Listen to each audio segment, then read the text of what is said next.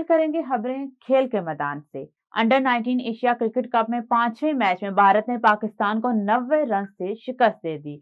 241 run के हदफ के तौक़ुफ़ में कौमी अंडर 19 क्रिकेट टीम 42वें ओवर में 150 रन बनाकर ढेर हो गई। हुज़ैफा हसन 70 रन के साथ नुमाया रहे। कप्तान फरहान यूसुफ ने 23 और उस्मान खान ने 16 रन बनाए, जबकि दीगर कोई खिलाड़ी डबल फिगर में दाखिल न हो सका। इंग्लैंड में कामयाबी के बाद न्यूयॉर्क में पहली बार HBL पाकिस्तान सुपर लीग का रोड शो हुआ। इस रोड शो का मकसद 6 जनवरी को PSL की 2 नई टीमों की खरीदारी में बैनुल-अक़वामी सरमायाकारों को राग़िब करना था।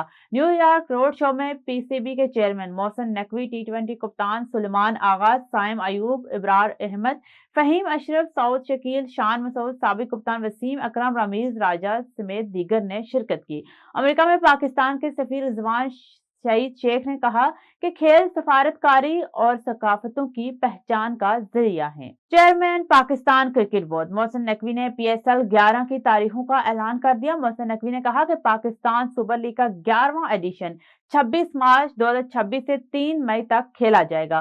पाकिस्तान क्रिकेट बोर्ड और PSL के ऑर्गेनाइजर्स मिलकर काम कर रहे हैं।